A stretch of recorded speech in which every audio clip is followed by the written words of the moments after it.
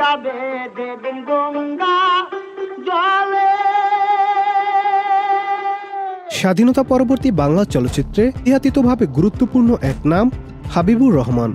1972 সালে 16 জুলাই কিংবদন্তি নির্মাতা ঋত্বিক কুমার ঘটকের তিতাস একটি নদীর নাম ছবির মাধ্যমে প্রযোজক হিসেবে আত্মপ্রকাশ করেন তিনি।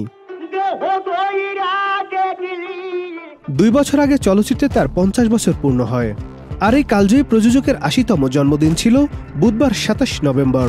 শুধু তিতাস একটি নদীর নামই নয়, পরবর্তী সময় তিনি প্রযোজনা করেন পদ্মা নদীর মাঝি, হঠাৎ বৃষ্টি, মনের মানুষ, শঙ্খচিল সহ আরো বহু কালজয়ী ছবি। আর আমি অ্যাজ এ প্রডিউসার আমার কাজটাকে আমি মনে করি যে আমি প্রডিউসার হিসাবে পুরা সিনেমার আমি একটা অংশ।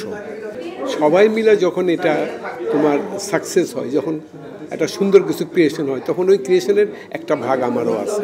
এইটি আমার সার্থকতা। Double million offer Walton fridge কিনে পেতে পারেন 20 লক্ষ টাকা, রয়েছে কোটি কোটি টাকার নিশ্চিত উপহার। তার বরাবরই লক্ষ্য ছিল সাহিত্য নির্ভর বা শিল্পশোভন চলচ্চিত্র নির্মাণের দিকে। হাবিবুর রহমান দুটি প্রযোজনা প্রতিষ্ঠান প্রতিষ্ঠা করে। একটি হলো আশীর্বাদ চলচ্চিত্র। এই প্রযোজনা প্রতিষ্ঠানটি শুধু যে শিল্পী শোভন চলচ্চিত্র নির্মাণ করছে তা নয়, এই প্রতিষ্ঠান থেকে অনেক উল্লেখযোগ্য চলচ্চিত্র পরিবেশিত হয়েছে। এর মধ্যে উল্লেখযোগ্য হচ্ছে গিয়াসউদ্দিন সেলিমের মনপুরা ছবি। এছাড়া তিনি ছবির কাজের জন্য 1972 সালের 16 জুলাইতে একত্রিত করেন একঝাঁক মেধাবী তরুণকে।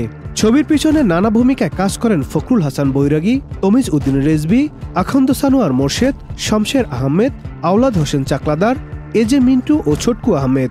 এরপর তিনি গড়ে তোলেন প্রযোজনা প্রতিষ্ঠান শাওন সাগর লিমিটেড। আর এই 7 জনই ছিলেন এই প্রযোজনা প্রতিষ্ঠানের পরিচালক। তার 80তম জন্মদিনে চ্যানেল আই ছিল বিশেষ আয়োজন।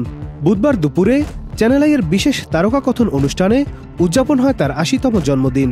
এদিন তাকে শুভেচ্ছা জানাতে উপস্থিত ছিলেন গুণী শিল্পী আবুল হায়াত, মামুনুর রশিদ, ছোটকু আহমেদ, শবনম ফেরদৌসী এবং হাবিবুর রহমান খানের 2 পুত্র ও কন্যা।